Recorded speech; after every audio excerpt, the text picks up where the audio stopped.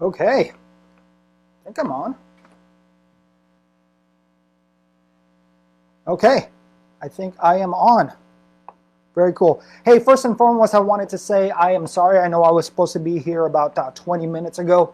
I did want to address that and also apologize if anyone was waiting around 20 minutes ago. I had a meeting that ran a little long, and again, I apologize for that. So, with that being said, let's go ahead and get started. It's been a little while since I've been back, so I'm really excited to answer some questions for you. If you don't know who I am, my name is Paul David. I am obviously one of the mentors here in Ask a Millionaire. My company is Identified Talent Solutions. I actually started this back in 2012 part-time. Basically, I did it part-time while I was working on my regular, full-time job, and I did it on the side. And in 2014, I decided to take the plunge and go all in on it. And gosh, 6 years later, I'll tell you a little bit about it. 6 years later, I think we crossed over about $30 million in sales in the last, since we started. We were named 4-time fastest growing private companies. And we're one of the Inc. 500 companies. We scaled our company in the first 3 years about 1,384%. It made us a 334th fastest growing company in the nation. And the year after, in 2018, we were awarded best places to work. So I'm really proud of the seeing Sean's comment here, and he's calling me a TikTok guru because that's what I've been doing, some TikToks while I've been quarantined. But yeah, so that's our company. We're a staffing and recruiting firm. We staff for very large corporations. We work with a lot of the Fortune 500 companies. We provide them temporary workers and also direct placements, executive search. We also do what we call RPO, which is recruitment process outsourcing, where we take their whole entire recruitment department and outsource that, and we handle it with us, or we do certain projects. So we scale up a sales division, or we scale up a nursing division, or what have you. Been in recruiting for the last 20 years of my life. Been an entrepreneur for the last 8. So have a little bit of background, and I'm really excited to get in here and answer these questions for you. There's a lot, and I wanted to make sure I address them completely. So I might be looking down because I made bullet points on every single question that you asked because I wanted to make sure that I got it done thoroughly for you. So you're getting value out of it. Okay. So here we go. The first question is by Gerline, I believe. She asked, I am in our business as the owner. How do we develop more confidence, especially when we speak to vendors, employees, and ultimately customers when we are selling? Practice, right? That trait is practice. You just got to do more of it. And there's certain ways that you can do it. First of all, I think you can probably role play, especially role play with someone that you trust that will give you honest feedback, right? So there's even till today, I'm still role playing with either colleagues or my employees, just to make sure I'm continuously sharpening that skill and honing honing that craft, because it never goes away, right? So I mean, you not to say that it never goes away, but it never. You can never be too great at it. There's always something to learn. So role play with people that you trust, that will give you honest feedback. That's important. You can read books like How to Win Friends and Influence People by Dale Carnegie. That's a really good book. That's all theoretical. So those are just things that I don't think there's anything better than actually practicing. But those things are really helpful tips. I also wrote down here, you got to make sure that whatever you're trying to convey to either your vendor or to your employee or to your customer, you know what it is. You solidly know the information that you're going to deliver, right? Because I think a lot of times when we do that, we haphazardly approach a situation, but we're not thoroughly we don't thoroughly know the information that we're going to present. So you want to know the information that you're trying to present, and you want to make sure that you're conveying that. So that's really important. So anytime you're talking to a customer, a vendor or an employee, you want to make sure that you understand the information that you're trying to convey. What else? Oh, you know, I think one of the best ways that I've improved my communication skills and understanding if I'm delivering what needs to be delivered is simply ask. You know, like with vendors and customers, what I do with them is I ask them, so how is my level of service, or how is the service that I'm providing? Am I communicating everything that I need to communicate to you? I mean, there's no better person to get feedback than the person that you're actually communicating that information to, right? So if they're not thoroughly getting the information that I'm trying to convey, then I need to switch it up. So that's important. With your employees, you want to ask them, hey, am I communicating? Are you getting everything that you need from me? Am I supporting you the way that you need to? Because the truth is they're going to tell you, okay? So those are some of the suggestions that I would give. Like, really practice, role play, because the more you do it, and oftentimes you do it. So there's something that happens. The more you practice, the better you get at it, right? I think we all know that. The more you practice at something, the better you get at it, the more confident you get at it. And here's another thing, is that when you're doing it, don't be scared to fail. Don't be scared to trip over an obstacle, because the truth is, you have to kind of embrace that. The more challenges that you put yourself in, and the more times that maybe you stumble and fall and you might not get it right, that's when we learn. So once we start learning, then you can kind of see those things a mile away as you get to the next situation, because the more experiences that you have, the more practice that you have, the more ammunition that you have to when a situation similar to a situation you've been in before comes, you already know how to deal with it. So practice, practice, practice, get feedback, educate yourself. You know, when you read the books, I call it power up. You got to power up and get more information in you. And, simply ask the employee or the customer or the vendor, hey, how am I doing? So there's no harm or foul in that. Very cool question. Thanks for that. Okay, next one. It's from Zach. I sell high-end security cameras for residential and commercial real estate properties. Some of my competitors' products are cheaper, but inferior in quality. What do you do to position yourself and your company against companies like that, and what resources do you use to do it? Okay, so marketing and branding is absolutely important in this case, right? Because people are both price sensitive and they're value sensitive. And in this case, since price isn't your strong point, you got to go hard on the value. You got to let them know why you're better, why your services and products are better, why should they use you, and how is that going to benefit them in the long run, right? Because at the end of the day, cheaper doesn't necessarily mean better, but you have to make sure that you can compare your competitor that's selling the lower price, cheaper, inferior quality to why it's more important for them to get the right product at the right time, that your service is going to be better, you're going to be with them along the way in case something happens, and why that is of value in the long run, and why that will actually save them more money in the long run. You don't sell in value here, right? It's like Nordstrom's trying to sell against Kmart. It's just you don't do that, right? So you stay in your swim lane and you make sure that you sell against the weaknesses of your competitor. Again, the weaknesses: we have far better quality in our security systems. We have far better services in their security system. If what you're looking for is a price discount and budget is what's really important to you, we're not the guy. But if you want to, in the long run, have peace of mind that you're getting the best security system possible, and if something happens, we're going to be there for you. Now, that's selling the value. Again, people are price sensitive and they're value sensitive. So if you're not great at price, you sell the hell out of that value, and you make sure that you sell the hell out of your competitors, making sure that they understand why your value is much better than the price that they're going to give you. Okay? Let's see. Moving right along. Okay. So Lauren, I'm a real estate agent and an interior designer. I know what I want to build.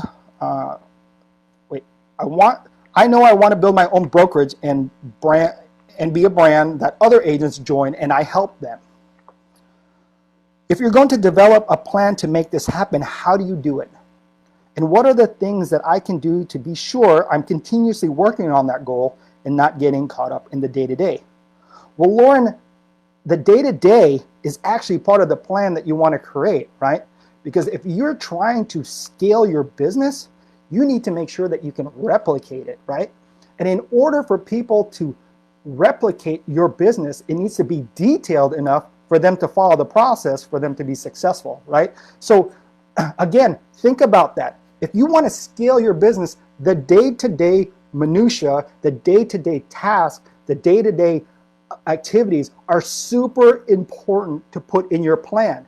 Again, scaling and growing your business is all about how to replicate your business, how to replicate your efforts, right? Because you're going to take what made you successful, and that's what you got to do. You got to understand what made me successful in all the different areas of my business, what made me successful in sales, what made me successful in design, what made me successful in admin, what made me successful in operations, and then you put that in a detailed step-by-step basis. Again, if you're trying to replicate your business, you want to make sure the plan can be followed, right? It's detailed enough.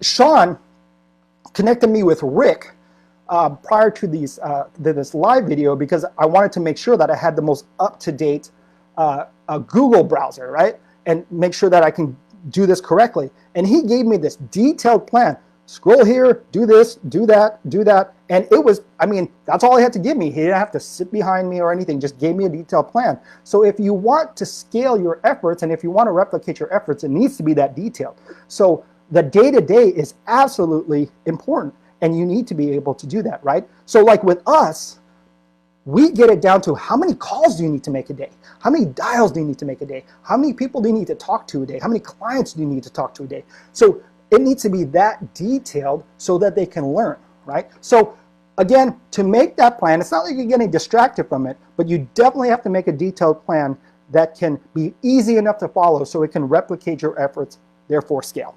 Okay? Next question by Vanessa. Hi, Paul. When you're working with startups, let's say you have a startup entrepreneur that is specialized in a field like me, which is Facebook ads, or you're a Facebook ads expert. As I look to scale, what are some of the go-to strategies I can use to build my team? Well, Vanessa, I answered that question is going to be the answer to that is going to be very similar to Lauren's question. So just refer back on that. Again, if you're trying to scale your team, you want to make sure scaling anything is a replication of your own efforts, right? When you're self-employed, you're doing all the efforts by yourself. If you want to scale that and you want to have another one of you, you need to be able to replicate that. And the only way you can replicate that is making sure that you give them a process that's detailed enough that they can follow. So it's very similar. Just kind of back up the recording here and then listen to what I said on Lauren's question if you need more detail on that. Then you asked the question was, for salespeople, what recruiting sites are the best these days? By far, the best recruiting site is ZipRecruiter and Indeed. Those two sites, especially Indeed, dominate the market, right? If a job seeker is going on there, they don't go to Career Builder, they don't go to Monster anymore, they don't go directly on their on the website of the company. Indeed picks all that up, and also ZipRecruiter. ZipRecruiter also has the function of posting straight onto LinkedIn from your company's site. So those two by far dominate the industry when it comes to job postings, Indeed and ZipRecruiter. They do get kind of pricey, but they're the best in the business, so they can do it, right?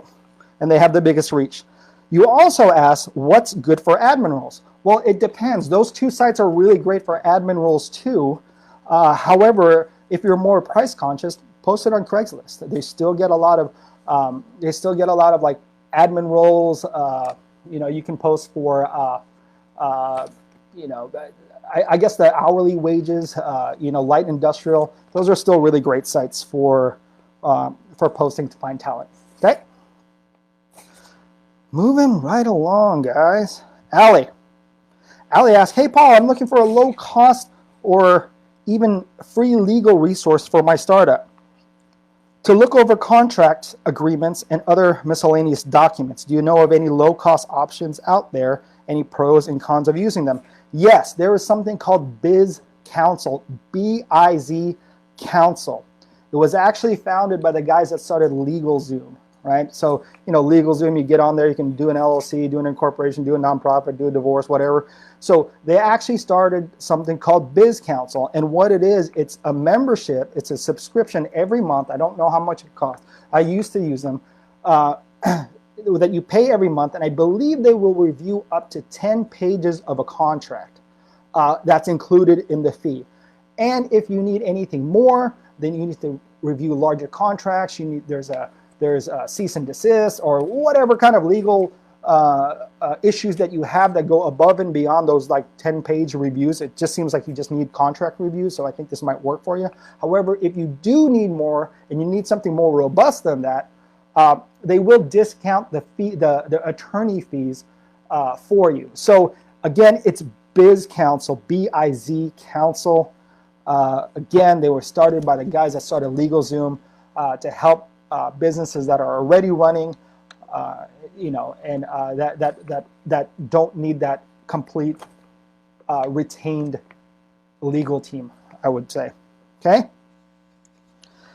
Gabriel asked, I have a business partner and I'm looking to buy him out. What are some of the things that I need to take into consideration as we don't have an official buyout clause? I'm looking for any experience that you can share to help me minimize how much I have to pay him and maybe even finance. Well, the first thing I would do if you're looking to buy him out is you get someone to audit the business, right? You want to know how much that business is worth. How much liabilities is there? How much assets are there? So get someone that can audit the business, that can look at the books, that can look at your assets, that can look at everything, and basically tell you how much it's worth, right? It's like an appraiser for a house. So get someone to audit the business. Second, your partner. Your partner is probably going to want a multiple attached to that buyout, right? So if the company is worth $100,000, you're going to pay $50,000 because he owns half of it. A lot of times, many times, there's going to be a multiple attached to that. What I basically mean by that is they're going to times that particular dollar amount that the company's worth right now, and they're going to put a multiple on that figure on your future earnings, right? So like sometimes you always hear people say 10x, 10x. Well, it's like if I sell a business now for $1 million, I have a 10x multiple on that. So really, if the business is worth $1, we're going to sell it for 10. So that's something that you need to negotiate too. So if your negotiations go without too much hiccup and you can finalize a deal, then I would hire an attorney, just draft the paperwork for the sale. But if there is negotiation and there is back and forth, then you're probably going to have to retain separate counsels so you can have that negotiation, and so that both of you guys can look at the contracts together, right? So it really depends. You're going to have to, depends on how the outcome of the whole process is going to depend on how much money you want to you're going to have to put into it, right? So if everything is amicable and everything is fine, then it's not going to cost you too much. But if there's negotiation involved, then you have to bring on people that, obviously it behooves both of you to protect you and to protect him or her. So again, it's really simple. Get someone to value the business, have someone audit the business, value the business. If generally they want a multiple, but hey, you won the lotto if they don't. Negotiate on the price of the sale, whatever asset distributions, all those kinds of things, and everything is negotiable. If everything's fine, hire an attorney, draft the paperwork, buy them out, done, right? But if not, you might have to hire two different separate counsels so you guys can work together on it, okay? Hopefully that all works out.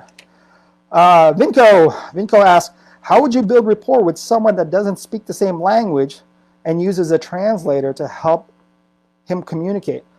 Well, Vinco, I've actually never dealt with this situation before, so I'm just going to give you my best opinion.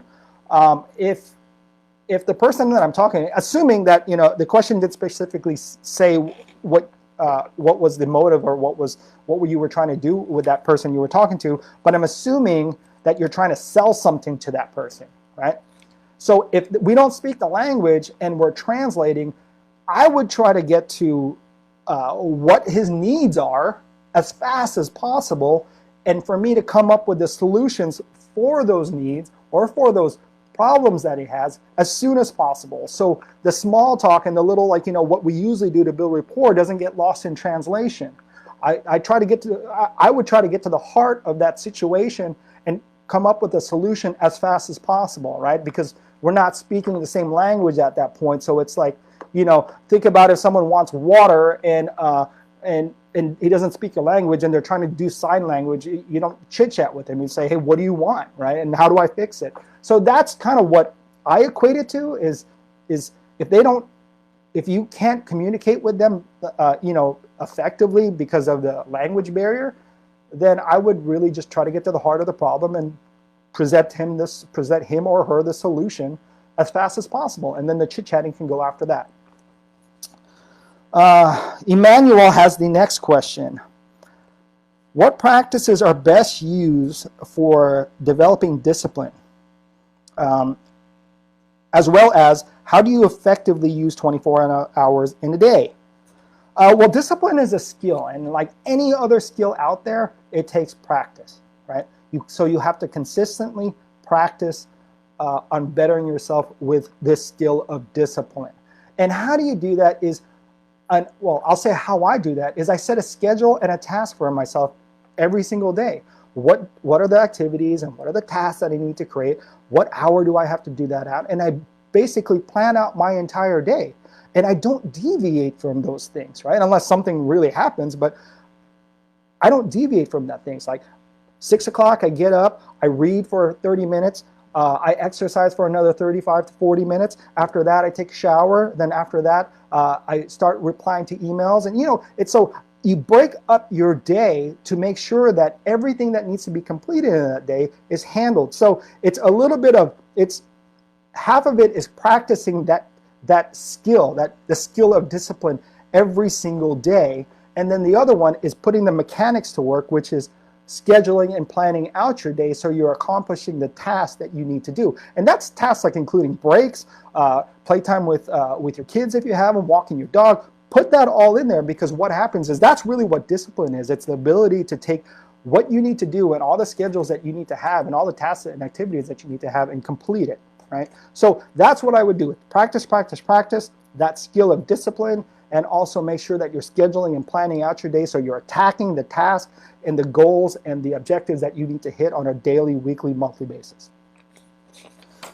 And okay, so Denzel has the last question. He says, good afternoon, Paul. This question's coming from a vulnerable place, as our big brother Sean identified with me yesterday. He says, bless your heart, Sean, and spirit for doing the call on your birthday. Sean, happy birthday. I'm a terrible friend for not wishing you happy birthday on your birthday, so I apologize completely. Little bit of a backstory.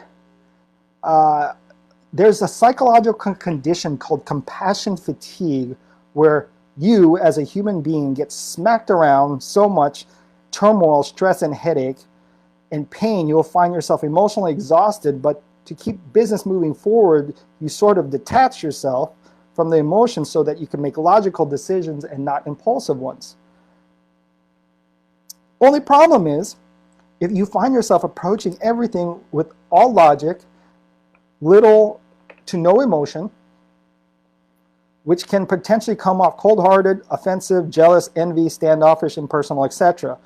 When you're really just separating yourself from the emotions so that it doesn't affect your decision-making.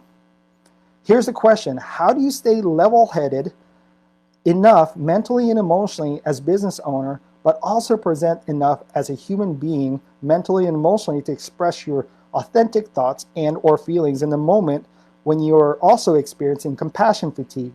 It's like an internal tug of war with being the poker face professional and empathetic executive. So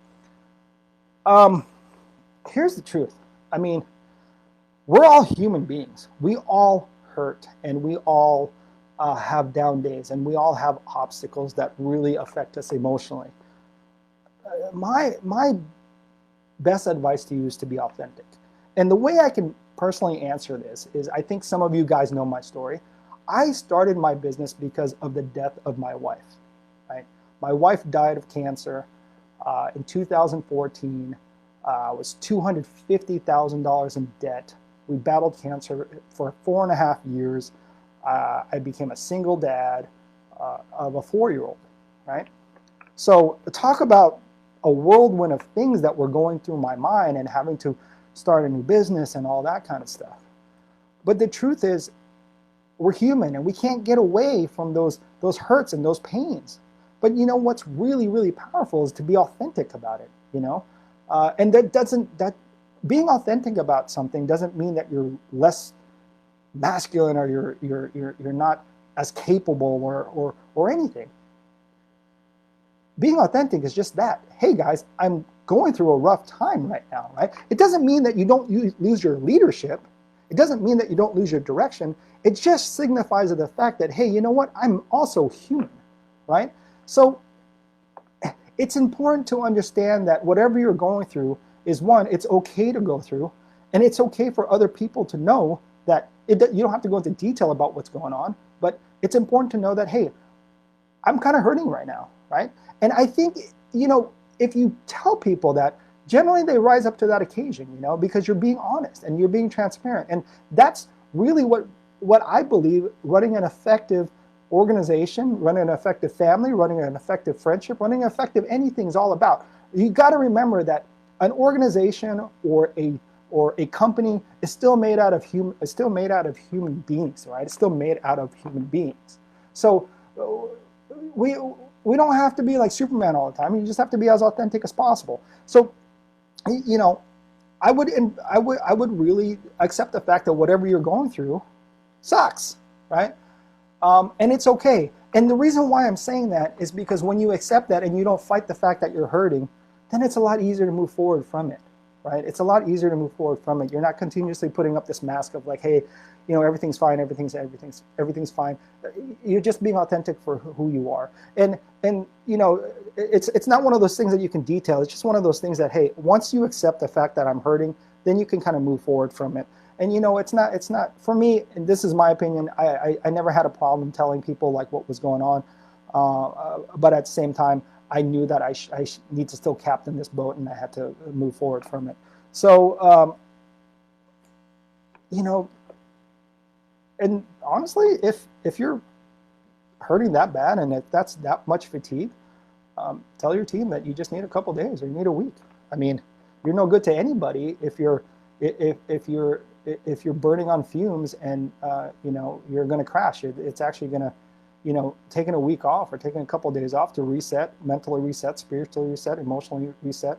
You know, I was in another call earlier, and I'll just kind of leave this with you guys, is that I think as individuals, we have these 4 sides, and it's like 4 different tires on a car. It's an emotional, spiritual, mental, and physical, right? And all those 4 tires on the car needs to be inflated correctly, or the car is not going to be working properly.